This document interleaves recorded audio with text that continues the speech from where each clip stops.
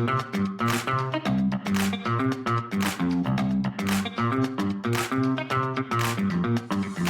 listening to the Product Coalition podcast with Jay Stansell. This is where product mastery happens. This is where careers are made. Welcome to the Product Coalition podcast. Let's go.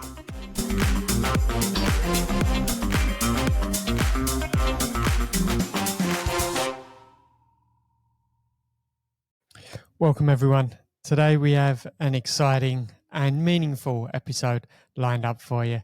Joining us is the incredible Victor Njoroge. Victor's here to discuss flipping the script, cultivating a positive mindset in challenging times. Victor will share how staying true to yourself can transform losing situations into winning ones, both professionally and personally. So get ready to learn about the power of perspective, mindfulness, gratitude, visualization, and resilience. Victor, welcome to the show. Great to have you.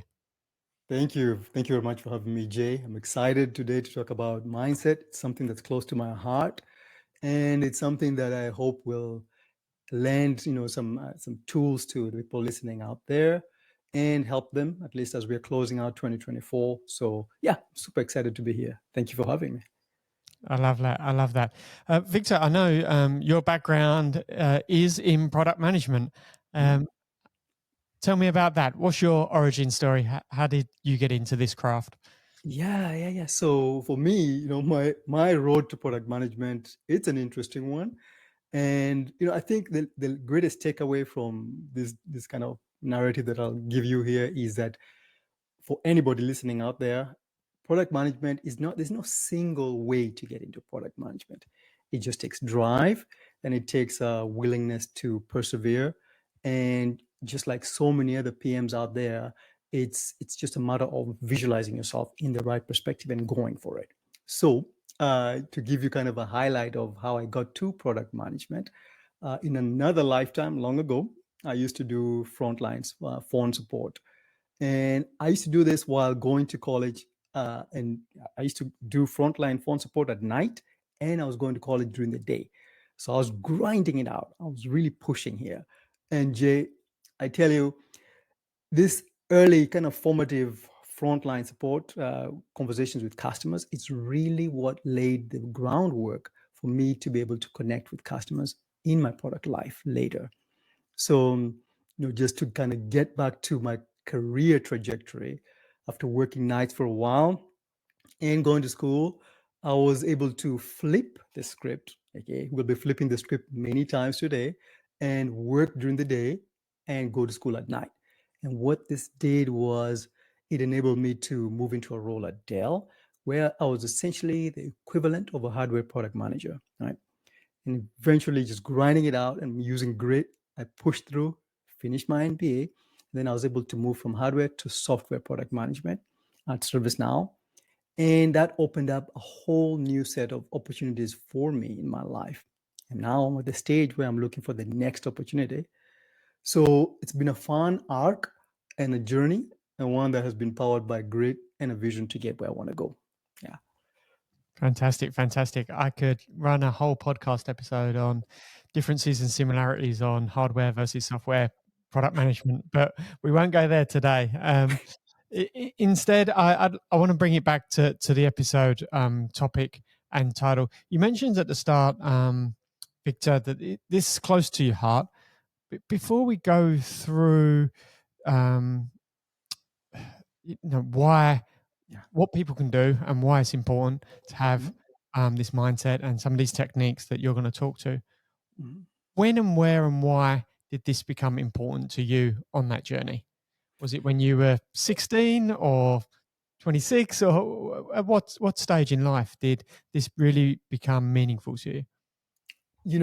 It's become highly important lately because I'm navigating through challenges in life. I think 2024 has been a tough year for a lot of people. So it's been super important for me to be present and to practice, the skill set of mindfulness and kind of strong mental perspective. But to answer your question, looking back at the arc of my life, having a strong mindset started very, very early in my life as a child, through going through multiple levels of adversity and not really understanding the tools that I had at my disposal, but using them, but not really understanding the framework and the tools that I was using. But really now, where I am looking back, I could see I was using some of those tools to overcome challenges and to visualize myself towards driving a goal. So it's a long arc through my entire life, to answer your question. Nice, nice. So I'm keen to hear about how you've applied this personally. So talk me through how have you personally experienced this transformative power of shifting your perspective from negative to positive in one of those challenging times you was talking about. Yeah, that's a great question, Jay. So the way I approach challenging situations and challenges, or even let's say failures, right, is by asking myself a single question, right? Like, what can I learn from this experience? So that really is the framework with which I see challenges, and that's really how I approach those challenges. So, for example, right now, as I had mentioned earlier, I'm looking for the next stage in my opportunity in terms of in my next journey in product management. And in this challenging market, Jay, it can get frustrating, right? And one of the things that has really, really helped is being part of a network of PMs at a program called IPM. One of your guests from the previous life, Shobit Chuk, was a guest here, and he was growing that program at the time. I'm now part of the mature version of that product. And that has helped me do is have a structure in my life, be part of a larger group, right?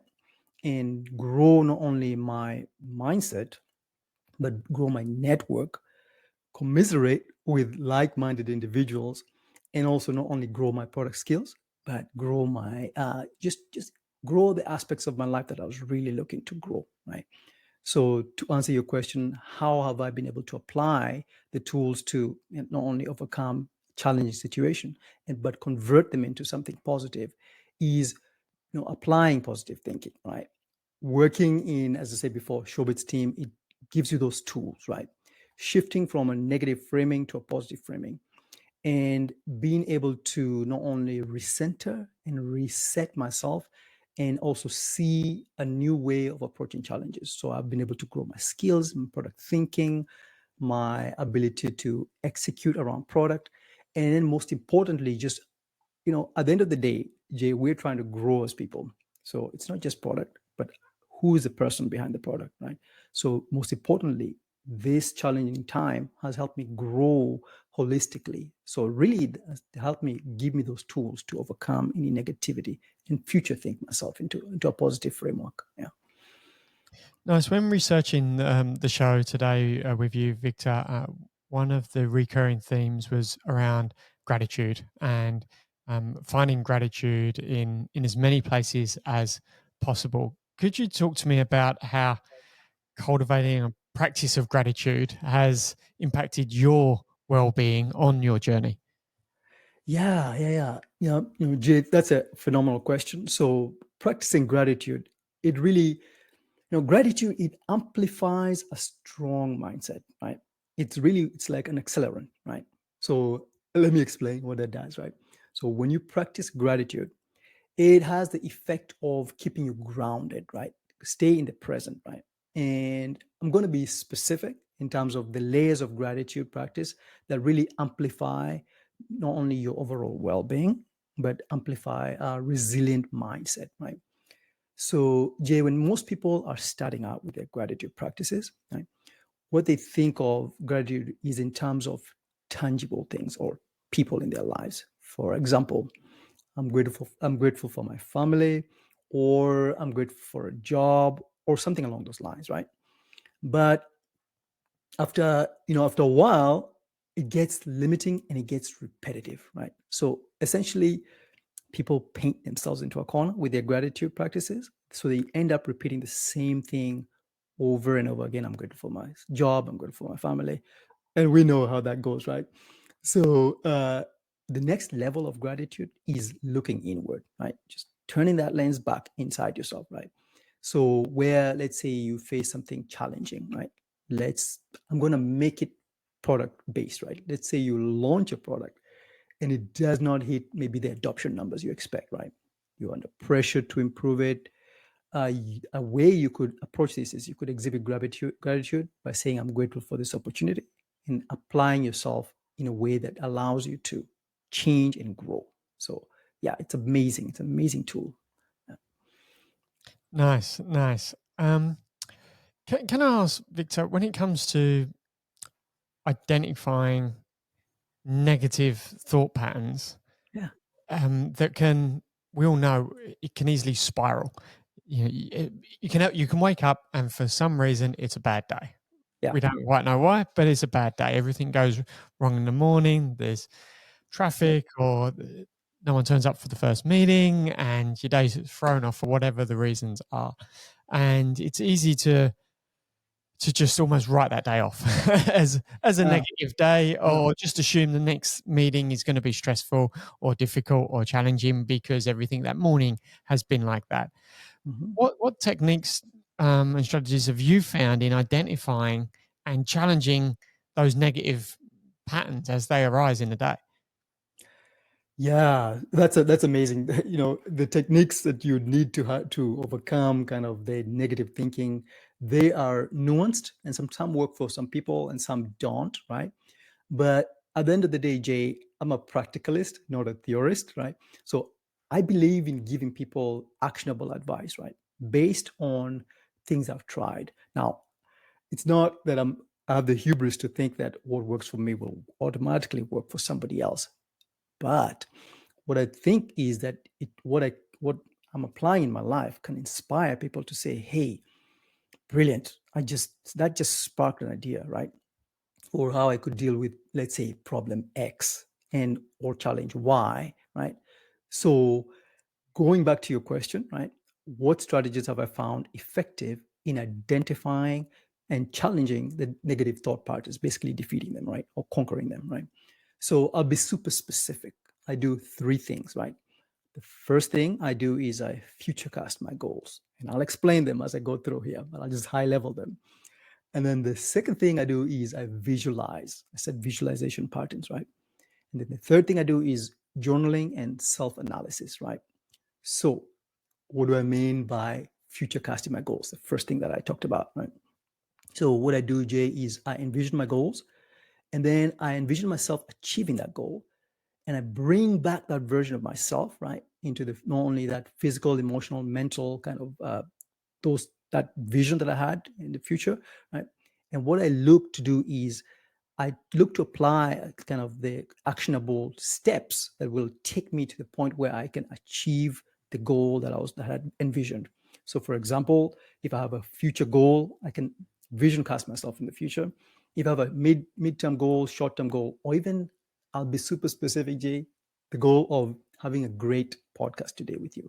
I just vision cast myself to the end of the whole process, and I just envision an awesome experience. So that's really what vision casting is, right? So, and then what do I mean by, let's say, visualizing my morning, right? So first off, let me clarify what it is and what it's not, right? So it's a way to anchor myself in the present and then be hyper mindful of the actions of the morning, right? It's not a to-do list. It's not a task for the day. It's really just defining what I'm going to do in terms of visualizing my morning. So that's really what visualization is. And then in terms of what do I do to visualize, I'll be hyper specific. I said I'm a practicalist, so I use like a visualization index cards for the day. So I put in three things that I'm going to do: exercise, meditate, or look inward and grow inward. So really, that's how I approach it. And then lastly, Jay, what do I mean by, let's say, journaling and self-analysis? I used to be one of those people who would say journaling is not for me right now, maybe later.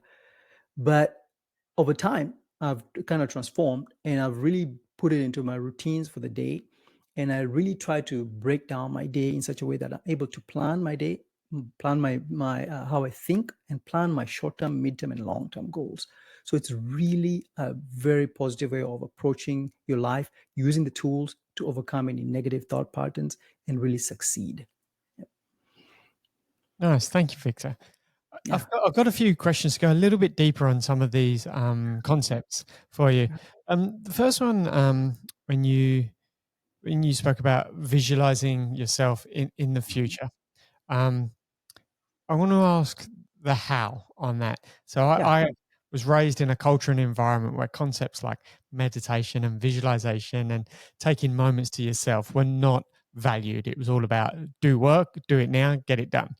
Yeah. So when it comes to visualizing yourself in the future, is that something where you're sat in the chair right now and you close your eyes, or is it something where you're noting in your index cards? What are your plays for visualizing for people who that is a completely new concept? Yeah, great question. So for the visualization kind of tooling that I talked about right here in the index cards, what I do is I do it at night. So I'll visualize the next day, I'll visualize, let's say tomorrow tonight, right? That's the last thing I do before I sleep. So I'll take out my index card. So to your point, where do I do it? I do it right before I sleep. I'm not going on my phone. I'm not listening to anything. This is literally the last thing that I do. So I put, what am I going to do? Exercise is usually the first thing because we all know the benefits of working out first thing in the morning or working out in general. Depends if you're a morning person or a night person, right? But really being specific, right? And Jay, I'll be hyper specific, even more specific. Over time, I've learned that this visualization that I use, let's say for the morning, I don't do it, I do it just for the morning. It's morning oriented. What do I mean by that? Nothing that I do write down is going to be applicable for, let's say, in the evening. It may be applicable for the entire arc of the day, but it starts in the morning. So it sets me up to bring my best self from the morning throughout the day. So that's really what I do. Nice. How how did you build up the muscle memory to do this? So when I think about my evenings, there's plenty of times where I have that moment to be able to do something like that, and then there's other times where you literally walk in the door, kick the shoes off, head straight to bed. It sounds like you're doing this religiously. How did you build up that muscle to make sure that you want to do that, so that you're set up for that next morning? Yeah, great question. So what I do is I make it where I literally trip over this index card before I go to sleep. So it's right in front of me. I can't avoid it, right? So I make it where I configure my environment. I optimize my environment, right? And I make sure that either this card is right by my toothbrush, right where I'm brushing my teeth, or it's going to be right by the bedside, right before I get into bed. I'll see it. I have no choice but to do it, right?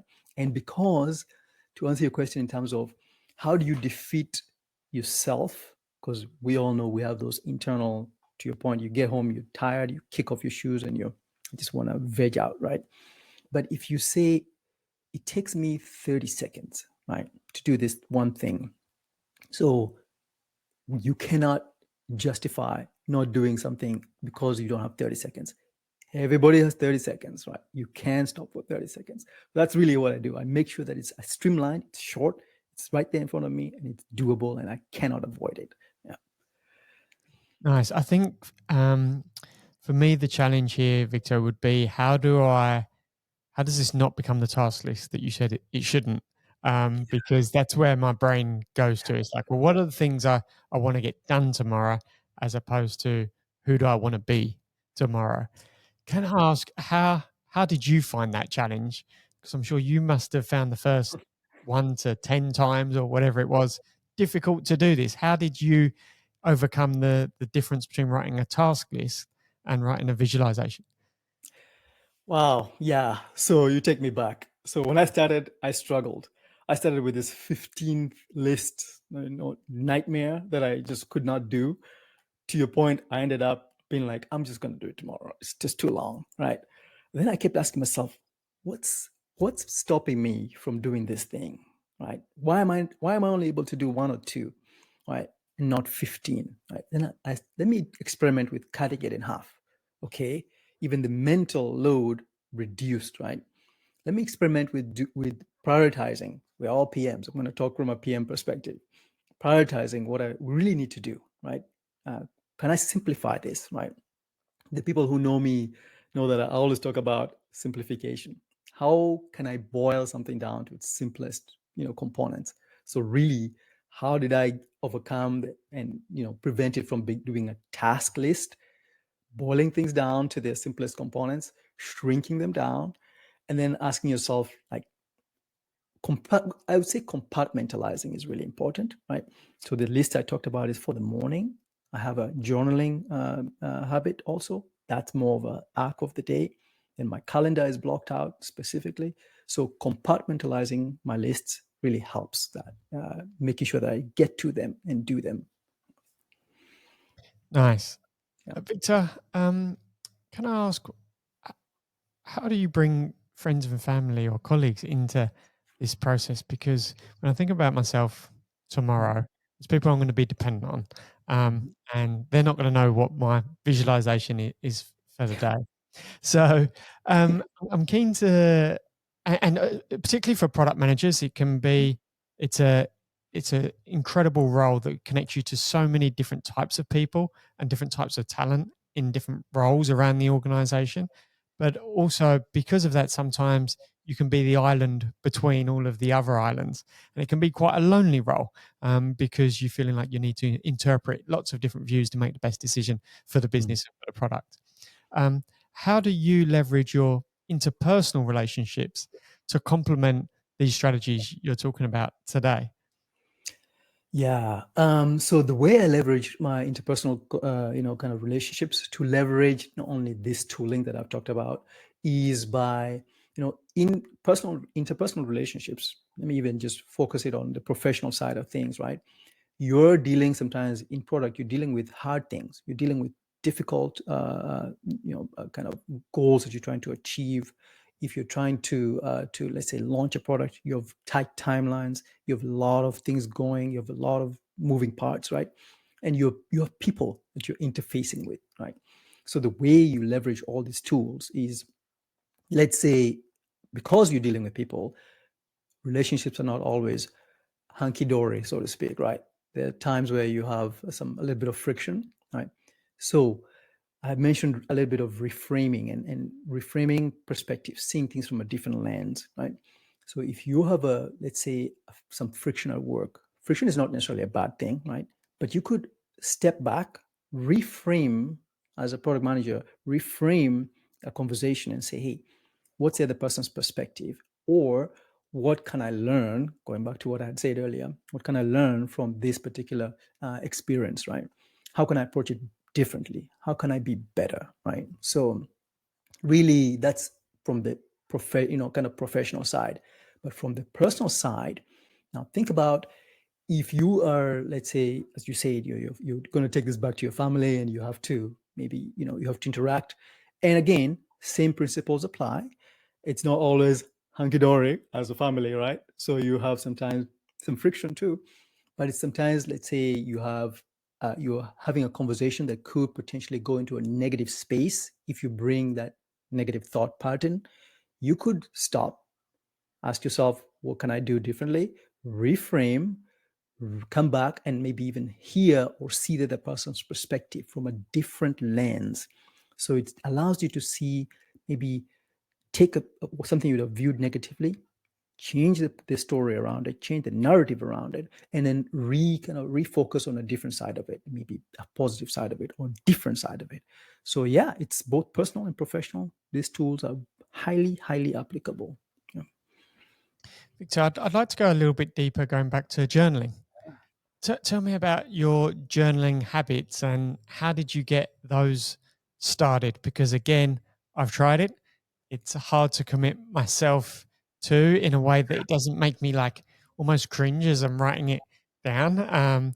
So it just doesn't feel natural to me. Not Yeah. because there's something wrong with it, but just Yeah.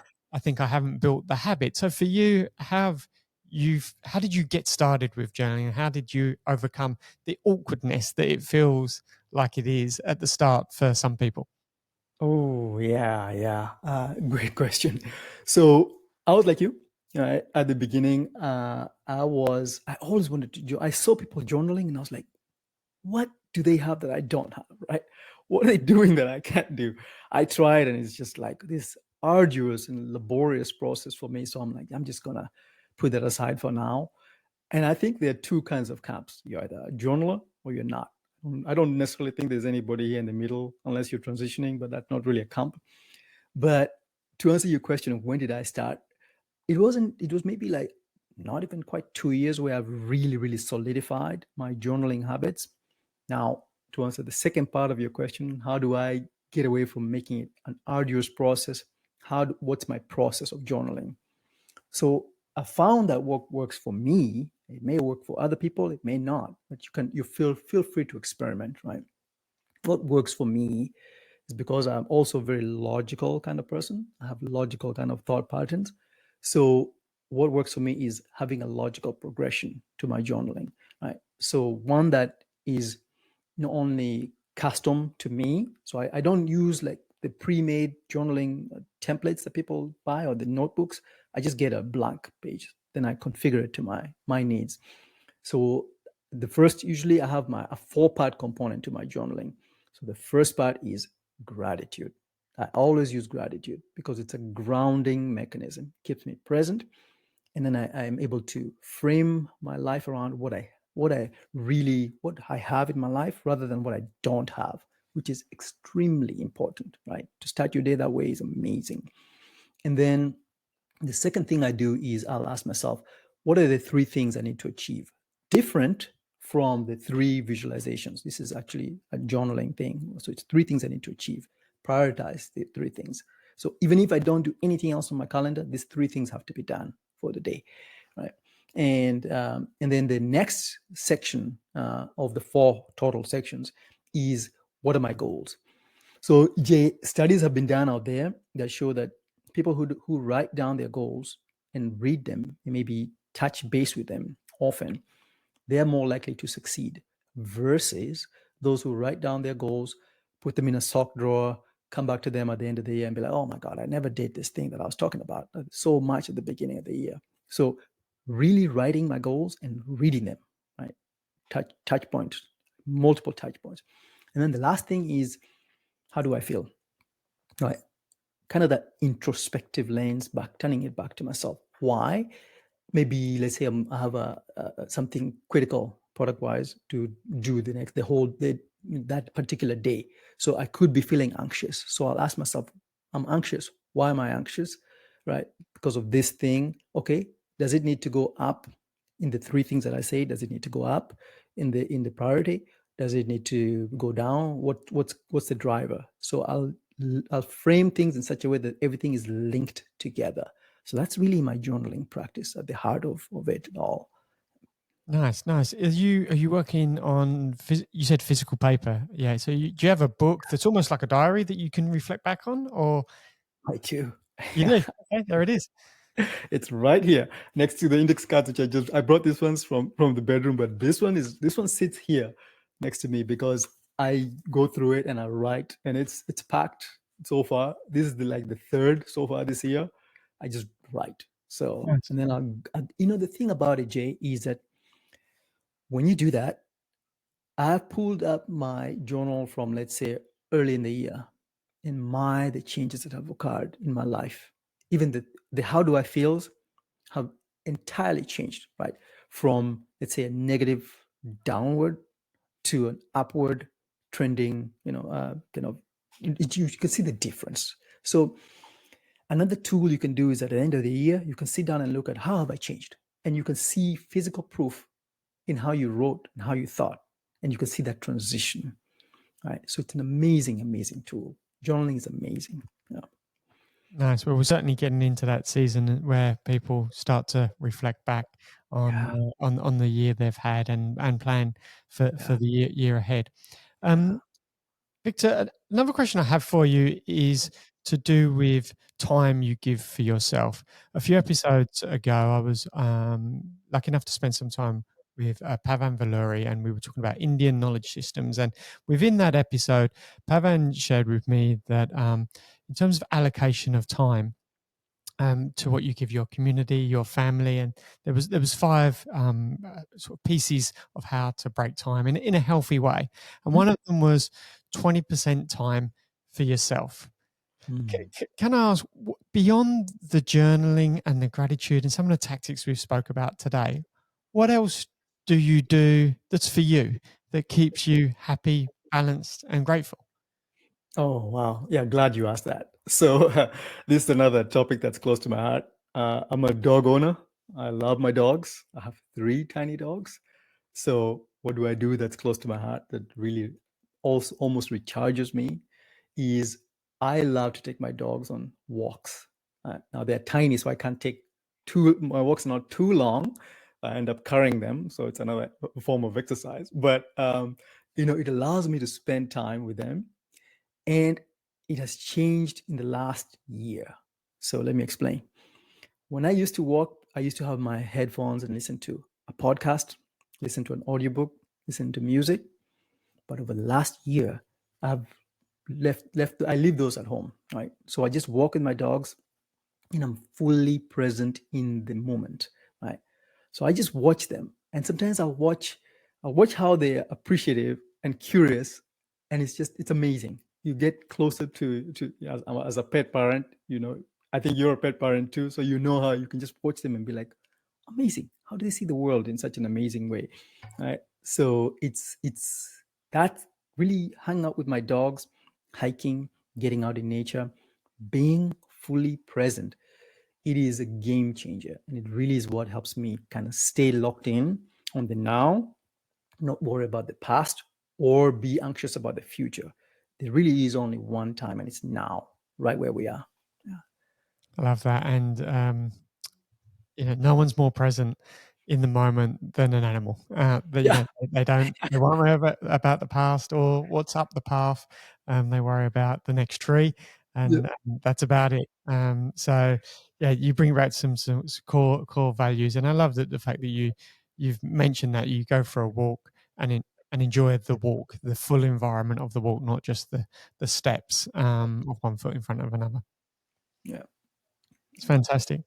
Yeah. Victor, I've really enjoyed taking a moment with you today to talk through all of these concepts and to hear some of the tactics and strategies you've applied and shared with the audience. So thank you so much for this.